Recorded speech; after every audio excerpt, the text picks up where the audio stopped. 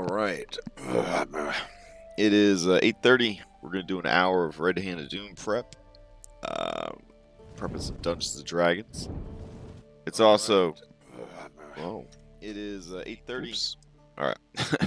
And we've also got a game. We got a game at 10. Sorry, fall allergies. Saturday morning. Just dying. I did quite a bit of prep off stream for this campaign. We'll go over some of that, and then we're going to try and expand on the remaining content. We're gonna walk through the remaining content that needs to be prepped, and then we're going to start expanding on the content that we want to see in the game. All right, so I'm going to go ahead and clear chat here. All right. So we left off hanging out with the elves. They're going to have a meeting with the elves this morning, and then they're going to be set on the Ruins of Rest adventure arc, ideally. After which they will acquire, more than likely, flying owl mounts, which will speed up their ability to get around the Vale and all that good stuff. So, one of the things I want to immediately have as a to-do list item is random encounters when flying.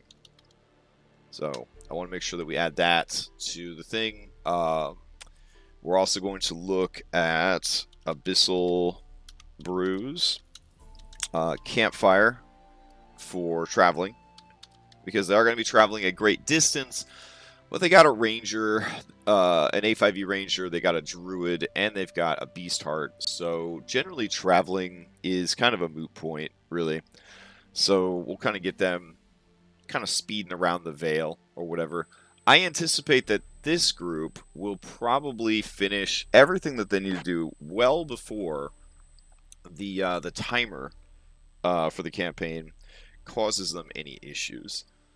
And then, in addition to trying to populate the world, we want to look at the various character stories that have been provided and try to find ways to seed those in. Because there's a lot of places for them to go, but they're more than likely going to want to double up. So they're going to want to hit up those places as well. Alright, so a lot of things to cover in a 1 hour block. Alexa, go ahead and set a 1 hour timer. 1 hour, starting now. Excellent. Alrighty. Alexa, display timer. No? Sleepy? You thinking about it? Alright, I'll just have to work blind then. Okay. So, what I prepped off stream, and patrons have access to this as well, is the Ghost Lord.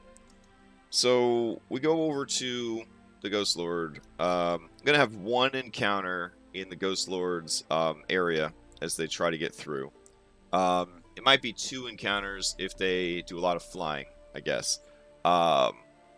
So basically here we got this nice swampy map, and if they're going by land or if they get grounded by flying enemies, there will be a bunch of nasty shit on the ground.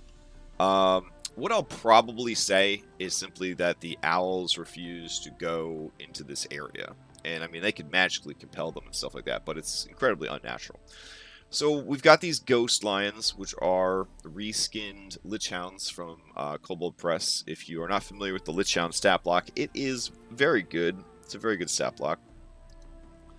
And then we've got these fungal skeletons, which are pretty cool. I believe when they die, they explode spores everywhere, which is kind of neat. But then, somebody posted on Twitter this week, I believe it was Redux Tavern, yeah. They posted this thing called a Spore Spawn host. And this is essentially a bunch of fungi that have animated a corpse and use it for mobility. And it's got some real nasty shit here. It's pretty damn beefy. And when it hits you, it can force you to attack yourself or your allies. Which is kind of cool. It has sort of a breath weapon of spores, and then whenever you hit it, it makes spores come out. If any of those spores drop you to 0, you die, and then it uses this cadaver infestation to turn you into a spore spawn host. So very, very tough, very cool monster. So those are added in. As far as like what kind of flying monsters, we will need to add, and I think I had some picked out. Let's see, to the Ghost Lord area. All right, I think I had some picked out, but I can't remember off the top of my head what they were, where they were. So I'll have to look that back up. They were some kind of eldritch horror-based creature, pretty sure. Let me see. Ghost Sword folder. Nope. I mean, could just have evil elementals too. It's a little whatevs, but we could have it. Where did I put those? Spoops. I got wyverns. Could have some fungal wyverns. That'd be kind of dope, actually. Bone drinker. We'll figure something out. Maybe some big floating spores. That'd be kind of gross. And thematic.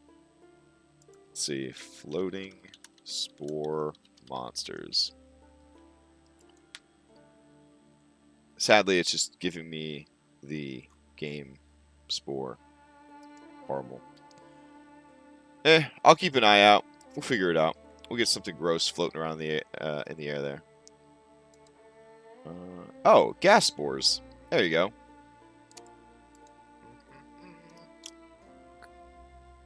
Let's see. Here's what a gas spore looks like, in case you were curious. Look at that cutie. So, yeah, I guess we'll just have some gas spores. While we're thinking about it, let's just go ahead and get those into the game.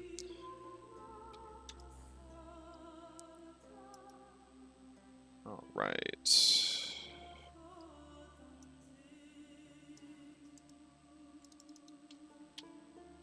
Notice how large this gas spore is compared to the people in the picture. So we're going to go with a square frame, I'm thinking.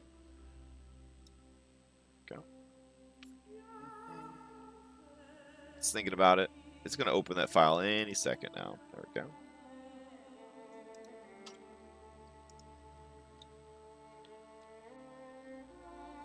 There we go. I love it. Got this little beard hanging down. Good stuff. Alright, save it out. Red Head of Doom. Gas Spore Token. Okay. Lately I found that if I do something while I'm thinking about it, there's a very good chance that I'll actually get it done. So that's what I'm trying to do here. Alright, let's grab this gas spore. Alright, so this is a plant monster. Perfection. It's very slow, but it's got a hover speed. So we're going to call these possessed gas spore. And because they're possessed, we're going to give them a much better flight speed. So we're going to give them flight as if by the spell. Let's see. Do we have a flight SRD? Yeah. Alright, we don't have one with DAE. That's fine. Okay. So their normal flight speed is 10. Let's see. Prepare it. And we'll just say that it's at will. There we go. Alright. Death Burst. The gas spore explodes when it drops to 0 hit points. Each creature within 20 feet must succeed a Constitution saving throw or take 3d6 poison damage, become infected with a disease on a failed save. Creatures immune to the poison condition are immune to the disease. Spores invade an affected creature's system, killing the creature in a number of hours, etc., etc. Tiny gas spores grow full size. And then we've got Touch. 1 poison damage. The creature must succeed on a DC 10 Constitution saving throw or become infected by a disease described above. Alright. So, let's see.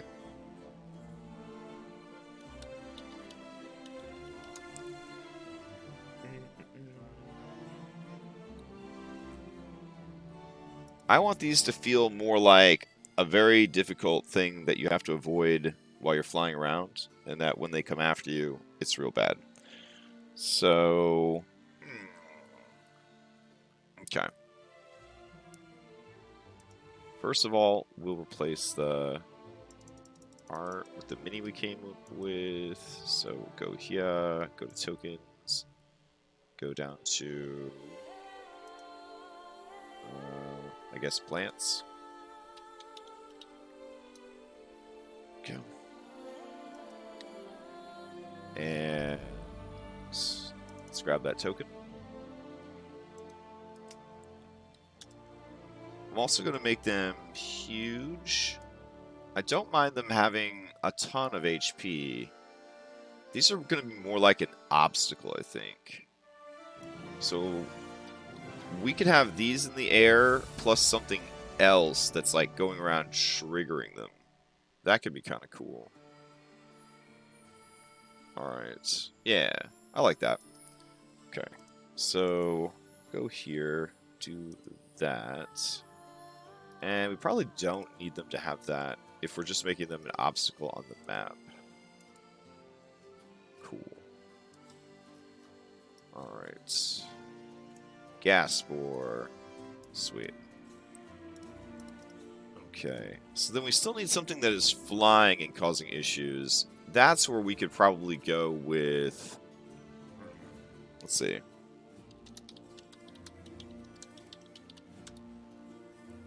We need a good flying plant monster.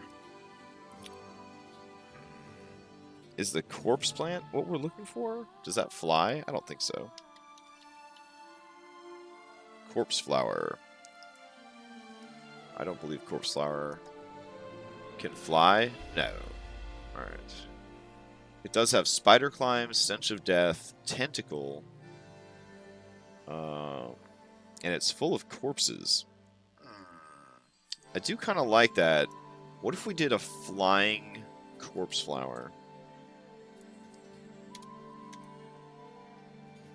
Ooh, that'd be really cool.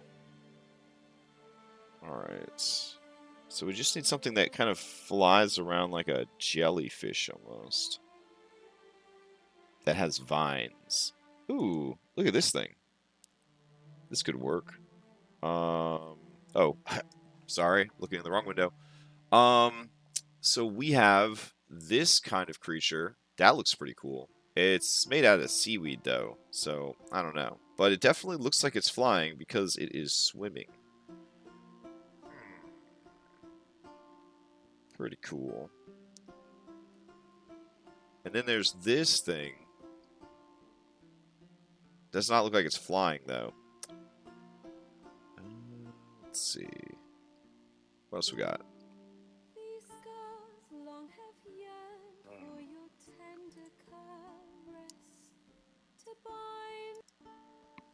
Alright. Alright, we're going to have to keep an eye on it. And I think eventually I will find exactly what I'm looking for. These beetles are kind of rad, but it doesn't have like the vibe. Could just go with these beetles, though. They look really cool.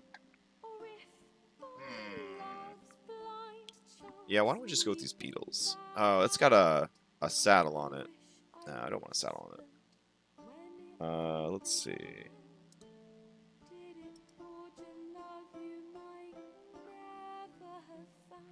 Yeah, this will work pretty good. So we're going to copy this, go over here. There we go. We've got to keep in mind potential flying situations. So grab that. There we go. And I guess we'll just open up the round tokens at this point. Where's she? Classic tokens, too big. Odyssey tokens. Ah, here we go. October tokens. Hey, what's up, Dom? How was the party last night? It was a good party?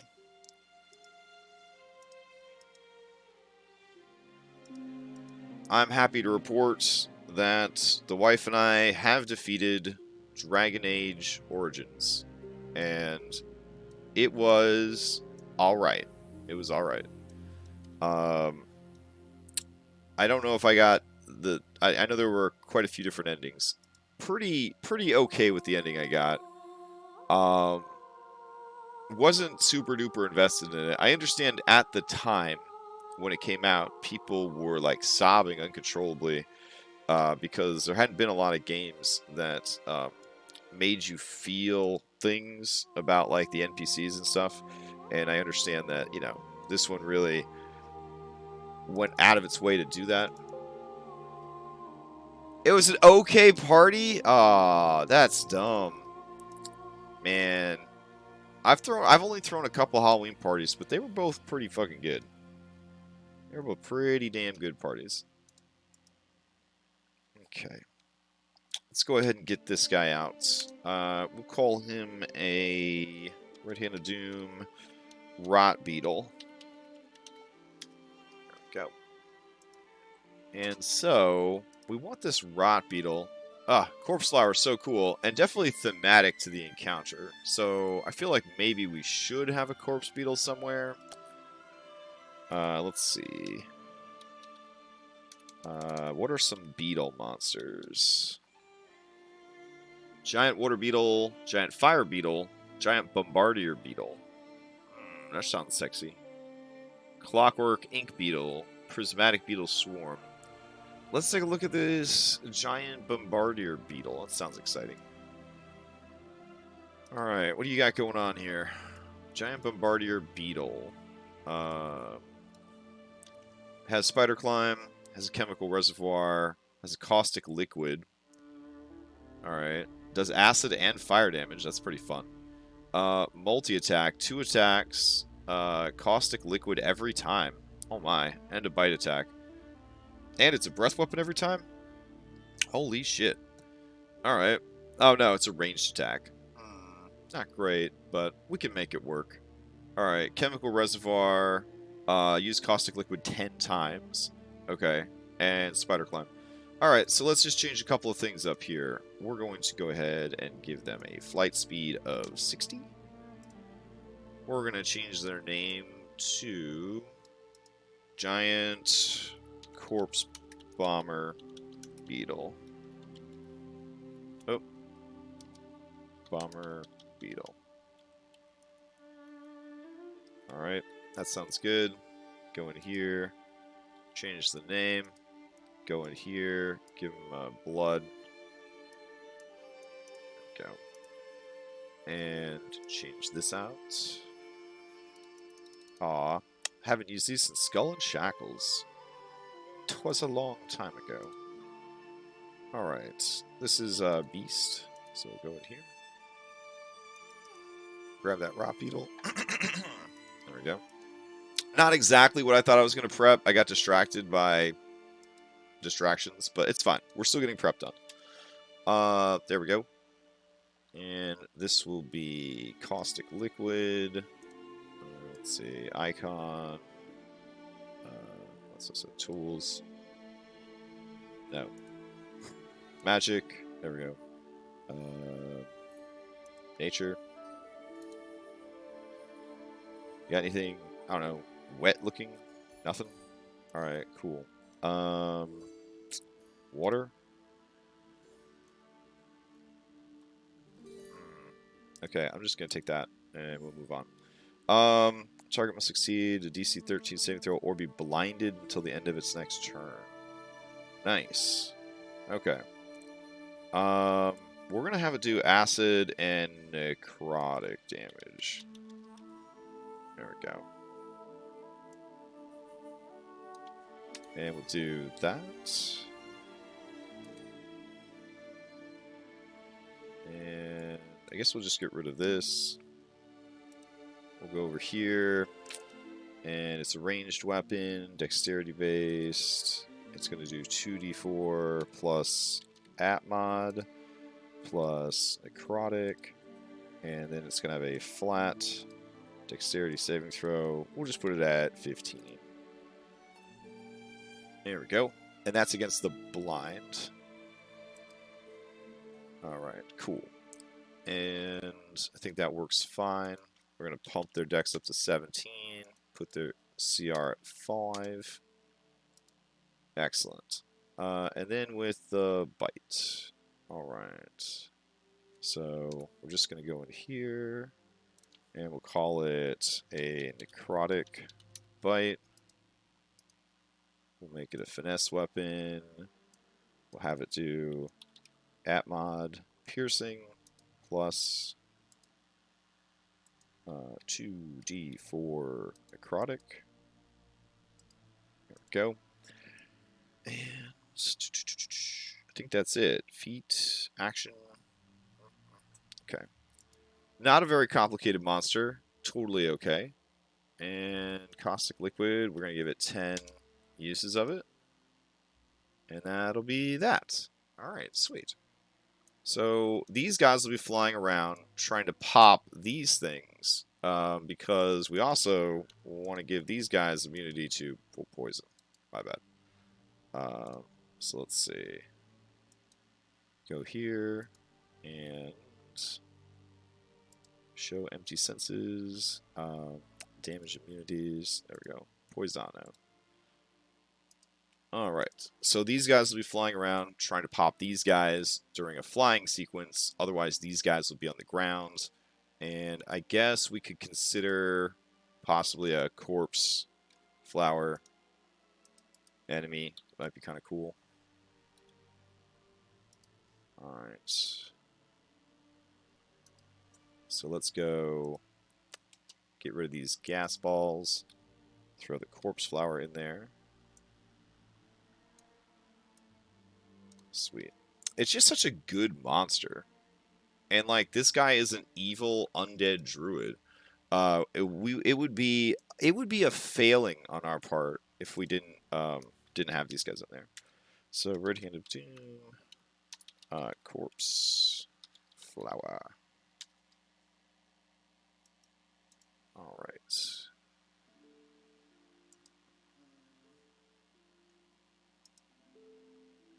Go here, tokens, plants.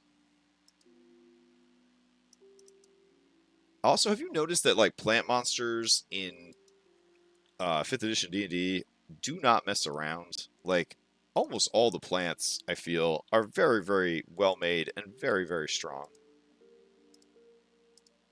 All right, cool. And I think I forgot to put blood on these dudes when they explode. Yep. Alright, so we'll do like that. Alright, great. So, corpse flower, massive gas spore. Okay, all that seems great. It's going to be a great encounter. Alright, so the next thing is the Ghost Lord's Lair. Alright, so I remade the Ghost Lord maps in Foundry. And I'm pretty happy with how they turned out. Not Foundry. Well, I remade them in Incarnate, and then I put them in Foundry. So, he lives inside a giant stone lion. So this is the giant stone lion, and there's fungus everywhere, and swamp everywhere, and all that. Where is the dragon's head? So I have the dragon's head set up as a roof. So when you come onto the map, you can see the lion's head. But if you move underneath it, it disappears, and you can see the staircase leading down. Pretty cool stuff. So, happy with that.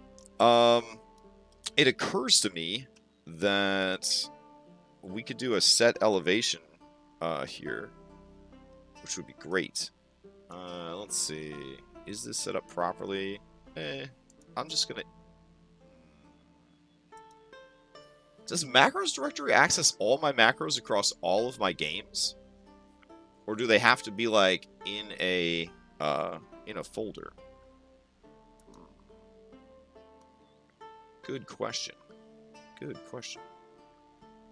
I guess I'll find out. I'll see if it works with this one. But what I was thinking is we could have set it up that when you climb this guy, it changes your elevation. But at that point, you're probably flying anyways. So probably don't need the change elevation thing. I'm just really excited about the set elevation macro. It's really cool. Anyways, there's different heights as you climb the different parts of them. Scattered around are more of those incredibly powerful spore spawn hosts, which, you know, terraform you or whatever. Then when you get inside, if you decide to enter through the lion's mouth, there's a bunch of hobgoblins up here, a sharpshooter, a warsinger, and 2 iron shadows. So 2 monks, a bard, and a dex fighter, ranged dex fighter. Then you take the teleporter down to here. Now, if you decide to go down into the stairs, there is a creature lair down here called Varanthian, the Verdant Huntress. And Varanthian, the Verdant Huntress, is the companion. Oh, Crash, randomly came across your VODs when searching for someone who runs D&D games at Foundry. Been loving your style. Oh, thanks so much, Dented Pockets. Appreciate it. So down here we got Varanthian. Varanthian is a reskinned forest dragon. So the Ghost Lord's obsessed with lions and things like that. So this is like the most powerful like animated lion he's ever made. It was originally a dragon or dragoon, which I guess they renamed lion dragons or some shit Fizzbands, and then they made them terrible. The only nod that it used to be a dragoon is that it's got a pounce and it's got a roar, bone-chilling roar. So instead of a fear aura, it's got a bone-chilling roar. Now, what's cool is it does have a breath weapon, and that's just a bunch of, like, vines, like, spray out of its mouth and then grab you. If you've seen Skull and Shackles, their ship was a forest dragon. So it had, like, this weird grappling vine breath weapon kind of thing. It's pretty cool. It can turn itself invisible once per day. It can speak with animals and plants. I gave it a wind walk ability. It doesn't actually have a fly speed. Oh wait, it does have a fly speed. Never mind. But it also has wind walk to get great distances. For flying, I was just going to have it sort of like burst wings from its back, made out of fibers and vines and leaves and shit like that. Let's see. The thing that makes this interesting compared to just a normal dragon fight is that it has leech seeds, like straight out of Pokemon. So whenever it claws you, it seeds you. And then you take ongoing damage. And these stack, so you can get more and more and more of these seeds growing on you and draining your health. As it drains health from you, it earns that health back, making it a very difficult encounter. It also has regeneration, which is shut down by cold or fire. And Classic Dragon, in my game at least, I gave it Serpentine to show that it could fit into smaller places if it needed to. In the back of his cave is a secret entrance. The secret entrance leads to this tunnel full of ghost dragons. Oh, look how spooky those ghost dragons look. You would not want to fight ghost dragons in this tunnel. Going through this thing's lair is like the worst option. I don't even know why it's an option. I guess if you were trying to like sneak in and not alert the guards, but wouldn't they hear you killing a dragon in the basement? I don't know. So that leads to a secret passage that takes you in over here. This is the barracks where the hobgoblins are staying. This is their leader, Bloodlord Ulwai. And I redid Ulwai Stormcaller this time around, as I redid her last time. As written, she is a half-elf, half-hobgoblin, which has some problematic implications, because in the lore for the Third Age of Magic, hobgoblins really didn't like elves, so there being a half-elf, it had some implications. So anyways, we're reskinning these hobgoblins to be 5th edition Fae hobgoblins, and so they have a Fae leader. So she is just a shadowy Fae, or a winter Fae, and she is a combination of a lot of different things. So she is a Kobold Press Abominable Beauty, and she's also a Summer Eladrin, and then she is also a vampire. So basically, here's a quick rundown of Bloodlord Ulwai, who might be one of the coolest bosses I've ever made, and I'm pretty sure they're going to fight her because she works for the Red Hand. So, at will, she can charm monsters. She has Druidcraft and Thorn Whip as her cantrips, and she uses them as if she was level 16. So that Thorn Whip is 3d6 with a plus 12. Not bad. The DC on her spells is set at a 20. when she hits you with an attack, she can have the damage to reduce your speed to 0. She has something just called Extremely Deadly. Necrotic damage dealt by Bloodlord Ulwai ignores resistance and immunities, which is why she was sent to deal with and essentially babysit the Ghost Lord. The Ghost Lord is under house arrest by the Red Hand of Doom, and she is the warden. She has a fearsome presence, like an Eladrin. Like a real Eladrin, like an NPC Eladrin. She has magic resistance. She has something called Man Eater. Bloodlord Ulwai heals half of all damage she deals, rounded down, period. So she's going to be extremely hard to kill. She has 187 health, which is low for a boss monster that I run. And especially by the time they get here, because I doubt they're going to rush here right away. So she's got Paragon actions, Paragon defenses. She can speak with beasts and plants at will. She has Tree Stride like a Dryad. Not that useful unless she fights them outside.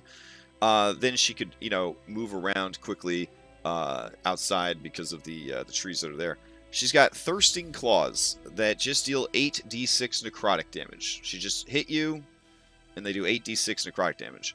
Now, admittedly, they are only +8 to the attack instead of the +12 of her Thorn Whip. So, I was debating having the Thorn Whip deal the necrotic damage, but I feel like she would use the Thorn Whip to drag them in, and then she would start using the Thirsting Claws because they just do so much more damage. Blinding Gaze like a Nymph. So, creature within 30 feet who is targeted by this attack must make a saving throw or be blinded permanently. Yeah. She can phase step as a bonus action, so there's really no way to pin her down unless you get those dimensional shackles out, or start hanging out with the Canoloth, I guess. And then Thirsting Touch, her slam attacks do necrotic damage. Creature who touches her takes 8d6 necrotic damage. Yeah, so pretty nasty. Basically, once she gets that Thorn Whip on you, and pulls you close, she's going to try and grapple you. She's not very good at grappling, so there is that. If they try to grapple her, she just starts dealing damage to them automatically by being grappled. Just a horrible, poisonous, terrible creature, and I love it. So, really happy with how she turned out. Over here, you can see some hobgoblins. They are going to be processed into bone drinkers, which are pretty horrible. There's a big old hotshot monstrous gelatinous cube just chilling in this bathtub here. And then further exploration. Maybe I should have Test Dummy kind of like guiding us around with his dark vision. There we go. So in here, I got a negative light set up, which is kind of spooky. And this is basically a shrine to entropy or some shit. In this room, this is the bathtub where he puts lions, and then they turn into ghost lions. And he definitely is going to want the party's lion, Beautiful Claude. So it's going to be hard to negotiate with this guy, because when he sees a lion that him like, he's going to go for it. So I don't know. I don't think they're going to let Claude get turned into a ghost lion. But man, it'd be cool if they did.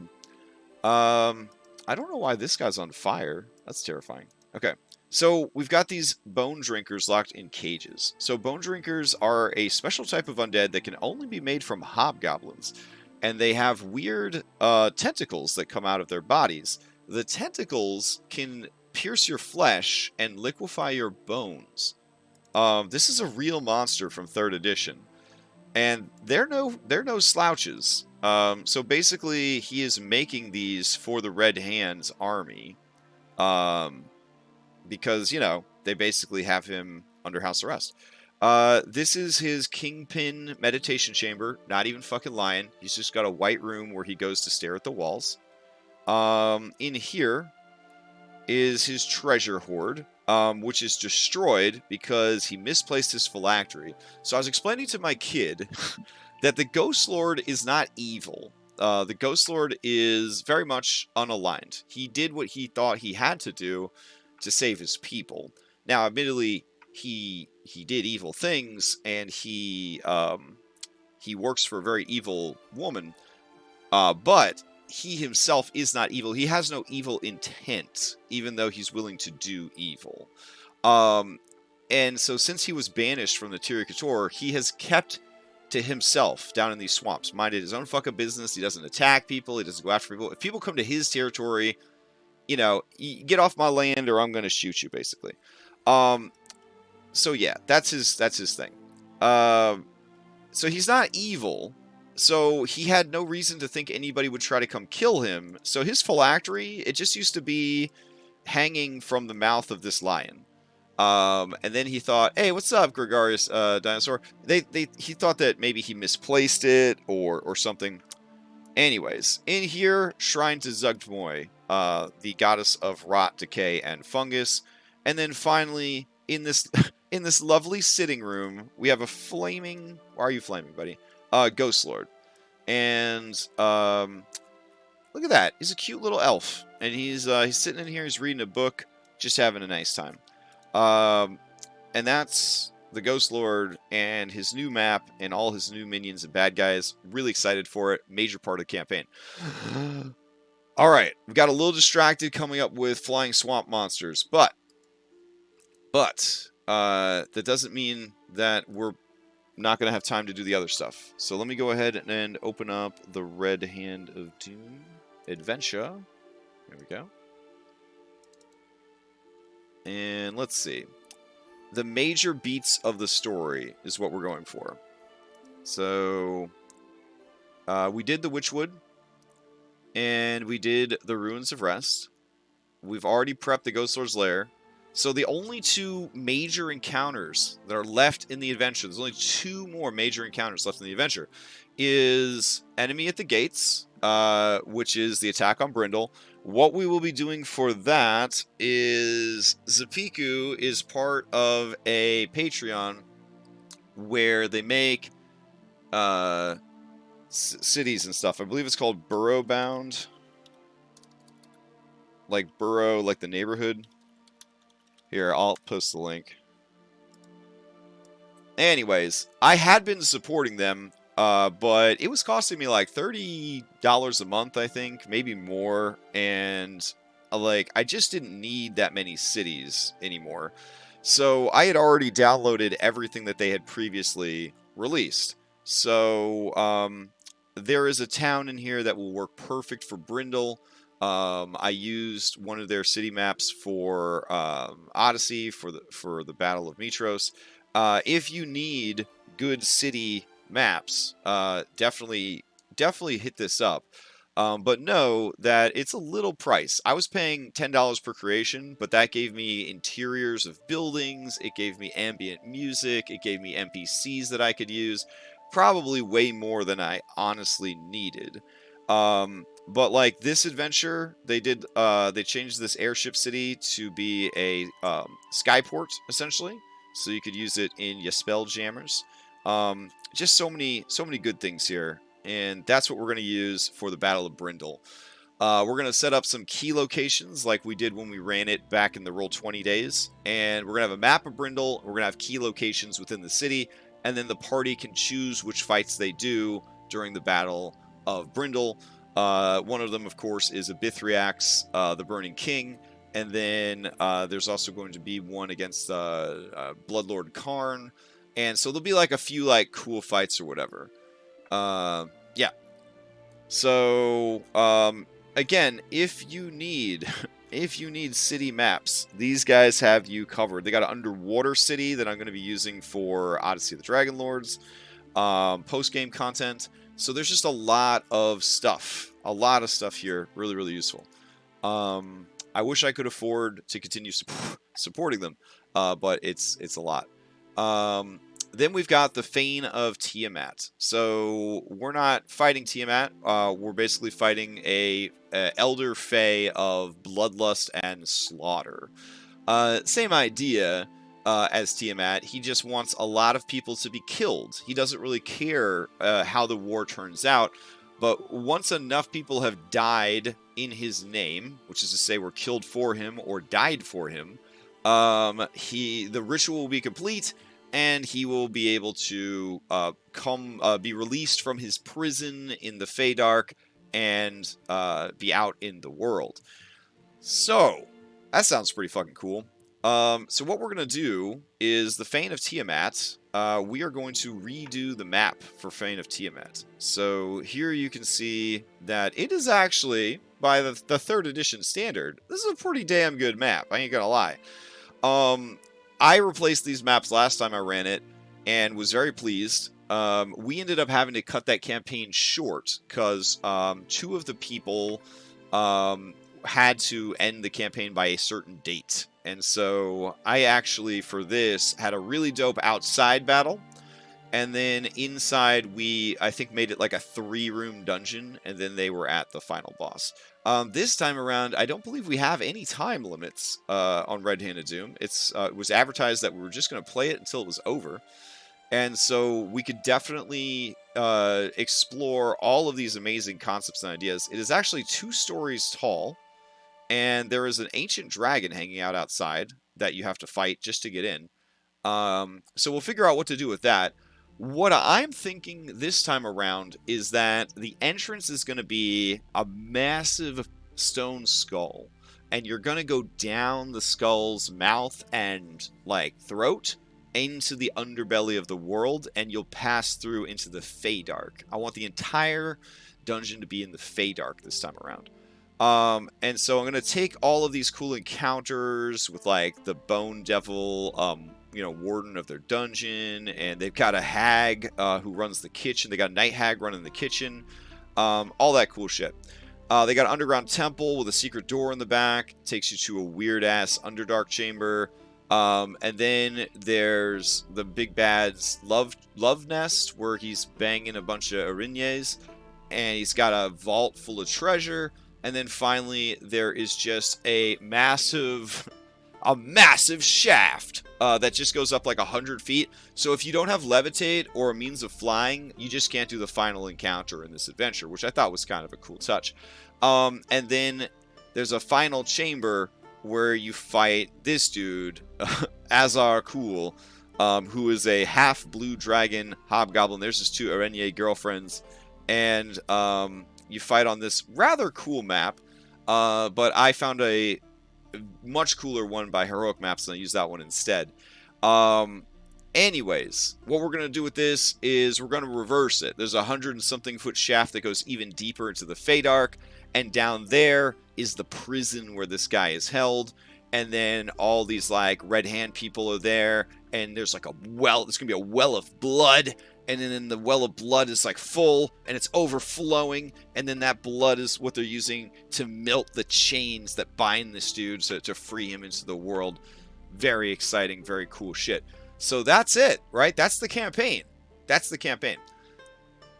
Okay, that sounds easy. They're going to rest. Then they go to the Ghost Lord. Then they have the Battle of Brindle. And then they finish the campaign. That's a quick, easy campaign. Fantastic. We're done, right? Well, here's the thing. These guys all have very cool backstories, and I would like to explore those backstories. As a player, I very rarely get to have a backstory explored. The DMs that I've played with are good, but like with Hellebore, her backstory was sort of built into the adventure, and that was cool. And the moments where she did have some story elements and some story growth, I cry a little bit of crying. So I want that for other people. When I played Chamomile in GM Lauren's games, and there was time for backstory stuff for Chamomile, cheer up a little bit. I really enjoy that character stuff. So I want to make sure that we build that into the adventure. Alright, so if we look at Elser Vale, there's a lot of places and things that could happen on this map. Alright, so let's go over to our notes. Okay, so we've got rest, and we've got side quests here. And we've got the Ghost Lord taken care of. And we got a quest for every settlement. And I have some quest ideas that I threw out here already. And then we already did fall in love with the town and then kill it. That's all good. So let's look at the characters themselves.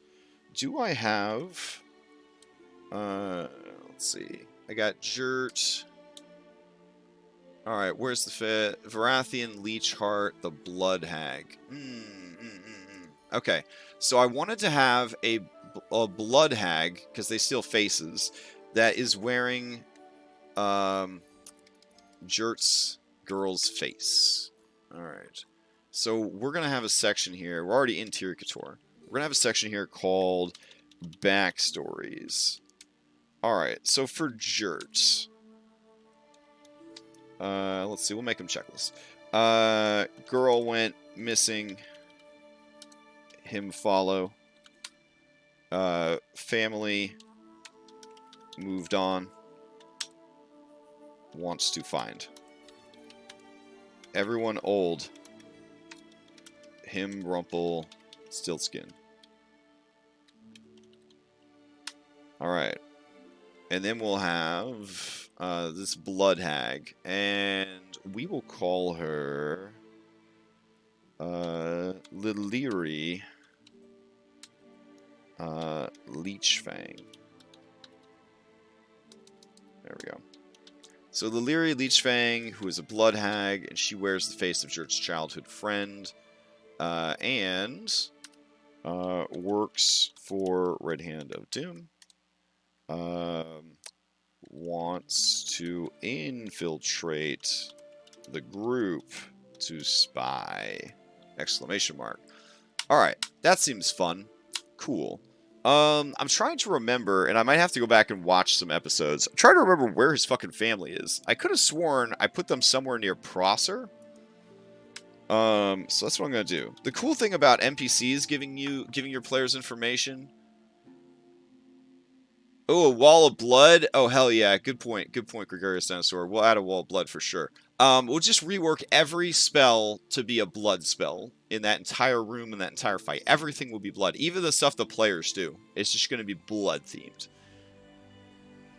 Awesome. We'll have to get that spatter, that kind of spatter effect from Dom, and just put it on everyone and everything. It's just going to get blood all over it. Alright, so Prosser is where his family moved and settled.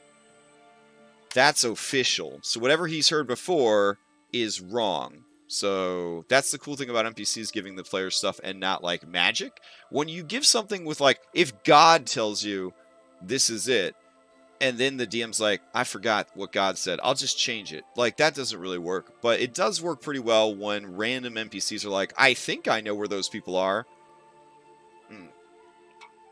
So, good stuff. Alright.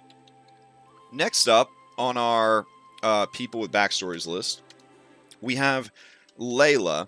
Layla is a bit of an open book. I believe Layla said that they were from Mountain Druids? Question mark? I want to say that's what they said. Maybe? And, so, let's see. I'm gonna actually check with them. Hold on.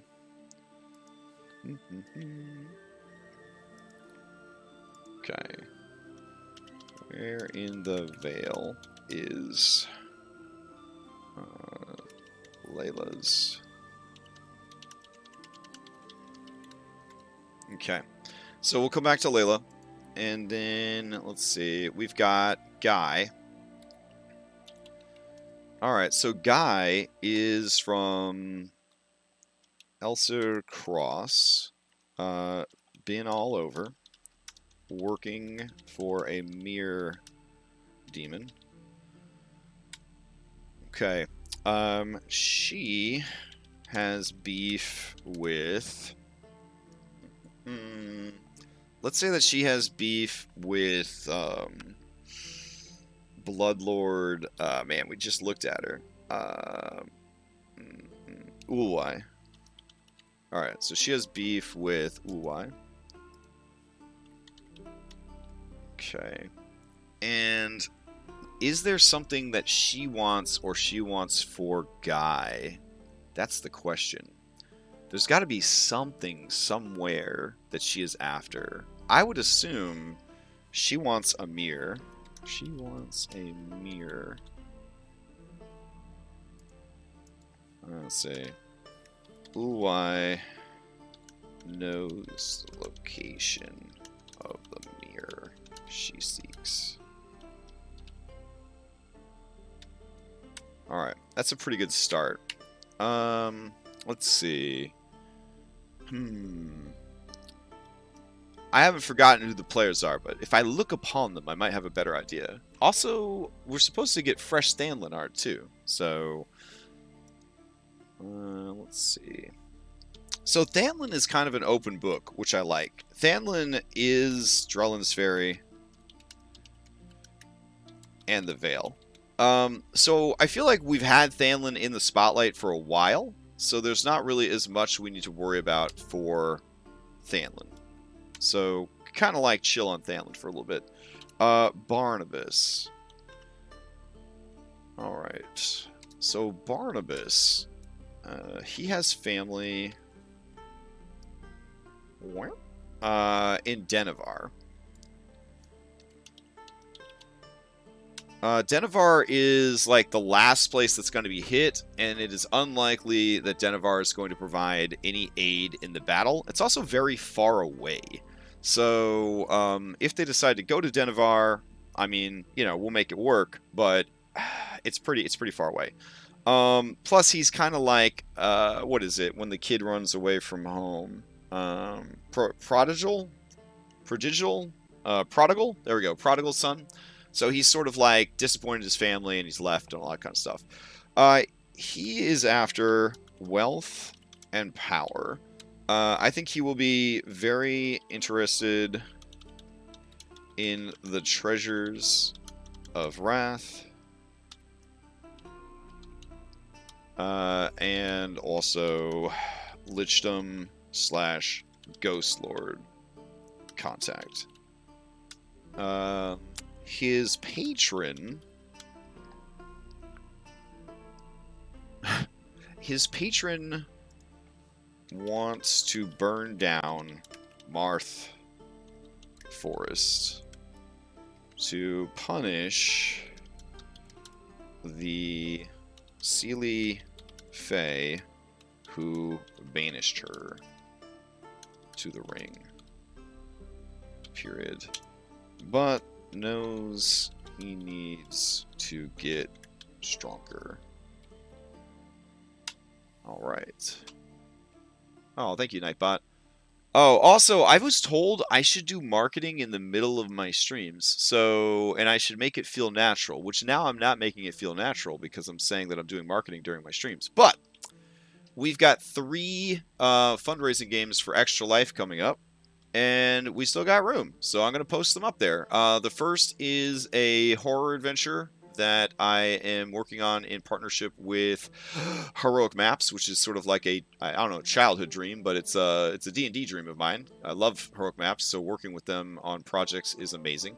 I'm running a Divinity game. Jert is going to be in it, I believe. I believe Layla is going to be in it. So if you are interested in playing some 4th edition with a Divinity feel to it, that's going to be during Extra Life. And then the Tomb of Decimation, a Kobold story, is a meat grinder dungeon where we see how many kobolds it takes to conquer a high-level dungeon. These are regular basic bitch kobolds. So the dungeon is going to be full of magical items and magical traps and deadly enemies. And we're just going to see how well that action economy holds up. What will the final kill count be for basic bitch kobolds conquering a high-level dungeon? We will have to find out. So, yeah, please check those links out. Message me if you're interested. I'll get you signed up for the games. Really means a lot to me. This charity, Extra Life, been helping them out for like 6 years now. We've raised over $24,000, I think. And we're doing a lot this year. Not a marathon. We're not doing a marathon, but we're doing a 3-day convention full of games and a lot of bonus games leading up to it. So please help out with Extra Life. Bam! There's my pitch in the middle of a stream. Haha! You weren't able to escape. Alright, back to prepping the adventure. So, finally we've got Mouseskin. Alright, so our Mouseskin here is Orion. And, of course, Claude. Alright, so, let's see. Claude is scared of Ghost Lord.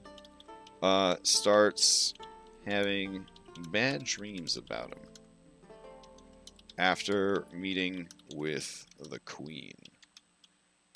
Okay.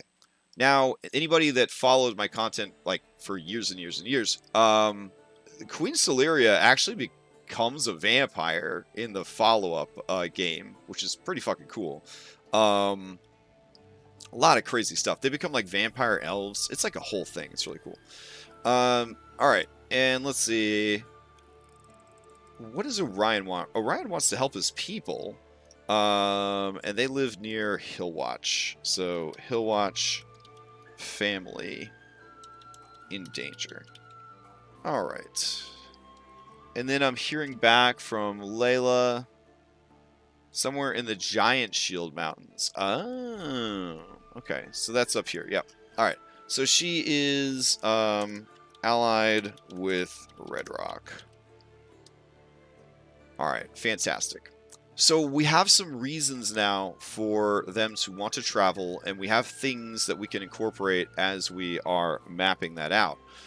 What other reasons do they have to explore? Well, I have seeded in these things called the Weapons of Rest, and I keep forgetting which window I'm in this morning. All right. Where are the Weapons of Rest? All the way down here at the bottom. Alright, so these are the weapons that I used the last time I ran it. And the Weapons of Rest, we have the Flame Heart, an Elven Longsword. It is a magical frost brand, requires attunement. I think I'd change this up. Also, with Sword Timber being over, there's so many amazing swords and weapons that we would be remiss if we didn't just like dig through the Sword Timber archives and pick out some dope-ass weapons. They don't necessarily have to stay swords, of course. We can always reskin them into other things. Alright, so Flameheart, when you hit with this sword, they take extra cold damage, and you are resistance to fire damage, blah, blah, blah. The Mercurial Reaver. This is a a glaive of dragon slaying and of jumping. It's a dragoon item. It's a lancer item. Heaven's Impact. This is a great sword. As a bonus action, you can use this weapon to perform a bull rush. We got the Radiant Fist, which is a warhammer, and then we've got the Karmic Edge, which is a dagger that can turn into a spear. And then there's a quiver that can make any arrows. So, that's all really cool. We've got to figure out where to seed this stuff. Alright. Let's see. So, we're going to put Weapons of Rest in here. And we've got to figure out the rest of the locations. So the first one, the staff, was in Vrath Keep. Alright, so the second item is the bow, right? Okay. It occurs to me, I'm pretty sure we told them in a session what the weapons were, so I might need to change that stuff out a little bit. We will have to see. Okay, so the bow is in the Ruins of Rest. I keep going to the wrong window. Alright, Ruins of Rest. Alright, so then we know that the glaive is in the Lancer's Tomb, which is up on the mountain. Okay. We know... I think that's about it. Those are the only ones we know for sure that we're committed to. Alright, so where could we put some other stuff? Where could we put these other artifacts? Would one be held by the king? Maybe the hammer?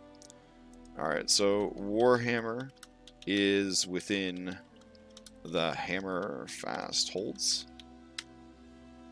Okay. And let me see.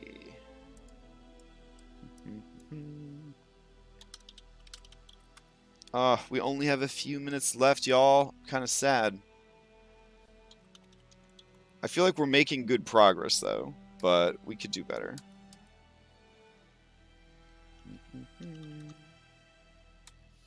Alright, Heroes of Rest. There we go. Aislinn of the Wind, the Lashing Storm, the Staff of Continuation. Oh, Bradley Flameheart is entombed near Witchcross. There we go. So, let me just post this list in again. Alright. Gavin, the Half-Elven Ranger with his bladed bow. That's right. And that's the one that's in the Ruins of Rest. Bradley Flameheart, entombed near Witchcross. Okay. So what we could do here is we'll go grab the secret information. This Bone Drinker stuff. And we'll go ahead and put his tomb. Yes, his tomb is up here. Actually, that's where it was last time I ran this. Okay. And we will put Tomb of the Birding Heart. Alright. Excellent. And let's see. Shining Servant Tredora Goldenbrow. She's still alive, and she has her thing in Brindle. Alright. And then, let's see. Hammer of Fury, Sanlos Sunfeet. Oh. And then Lemia Hide Shot Thulakate. The Goliath Stone Sorcerer has the twin blades of crystallized fate. Interesting. Alright. It's a lot of, like, mountain activities. I kind of wanted to split this shit up a little bit. So where would Sanlos Sunfeet be at? Let's see.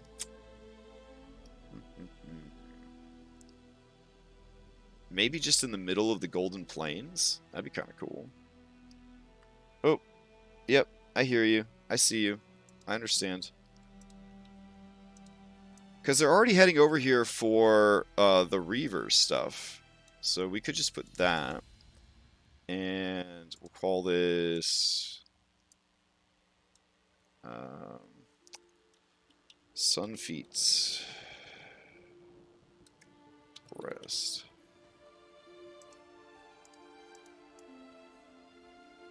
And it will be like a cairn, I guess.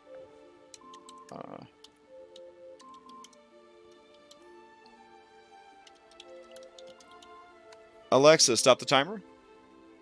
Alright, so there we go. Where would... Now I'm kind of bummed. Because, like, I've got 3 of them, like, all tucked together. And I kind of wanted them to be, like, spread apart. So why don't we put the Goliath down in the forest, actually. There we go. Lamia Hideshot, Goliath Stone Sorceress. Despite her love of stone, she loved forest even more? Question mark? Or maybe she's with the dwarves. Oh, because she studied amongst them, and okay, that could be kind of cool. Alright. So we'll do that. That'll give them a reason to go to the dwarves. Don't really have a good reason for them to go to the Marth Forest other than somebody's patron wants to deal with it. So we will need to flesh out a reason to go there. I believe the main reason my last group went to the Marth Forest is that there was a teleporter there that would take you to the top of this mountain to the Lancer's Tomb. Because the mountain was so high and the wind so strong that, like, climbing the mountain was near impossible. So, perhaps. Alright. We'll put Goliath Tomb for now. Alright, that seems pretty good. We got some good stuff fleshed out here. We reaffirmed that officially we only have 2 chapters left that are unprepared. Admittedly, they're beefy chapters, but I feel pretty good about it.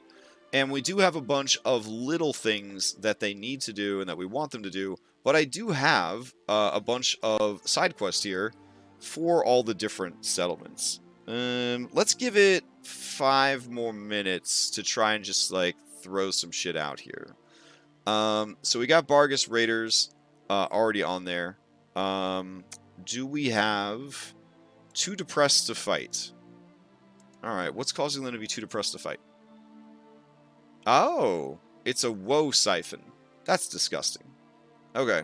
So woe siphons are sad sight when compared to the beautiful, terrible Fey Brethren. So this thing is basically gorging on the community's pain and suffering. I think we should throw those in Doth. That might be kind of cool.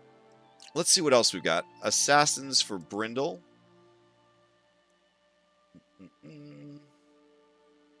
Maybe. It's thinking about it. It's going to load it up any second now. Oh, Vile Barbers. Very nice. Okay. And traversing the Shadow Realms. Oh, God. Okay. That's terrifying. And what do we got here? People are dying of laughter. Oh, Shirael. Okay. Ooh. Let's do that for Doth. I like that for Doth. Alright. Okay, so we're going to do dying of laughter. Yeah. And then we need a town that's too depressed to do anything. But it's got to be a relatively small town. Let's see. This whole area is dealing with that. But yeah, let's have Prosser. Okay. We'll do crippling sadness. Alright. Now, a lot of these are going to be too easy for them to really be a challenging fight. It's more that these very inventive creatures have created a problem, and then the party just shows up and role plays to deal with that problem. Not everything has to be a fight. So that's one of the things that we want to keep in mind. Now, don't get me wrong. A few Shirael, CR7, they could put up a pretty decent fight. But I don't know if they're going to, to end the lives of the party. They also want to go to Hammerfest Holds for political reasons. So that's another thing that we need to keep in mind, is not everything they do is just going to be traveling around saving the day. There are going to be places they go for political reasons. And for that, we could probably just get away with having, a nice roleplay scene and just let it go from there. All right. And that's one of the reasons I could see them going to Denevar for sure. Okay. I think we're good. I'm going to go have some breakfast. I'll be back at 10.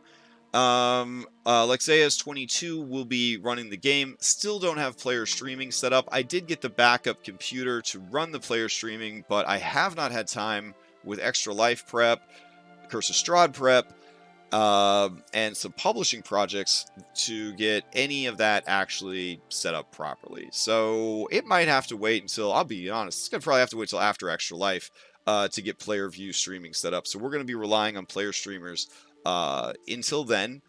And then, if I can get it working in late November, we'll get it set up. But I rushed to get the backup computer, and then, don't actually need it per se. So it's good to have one just in case.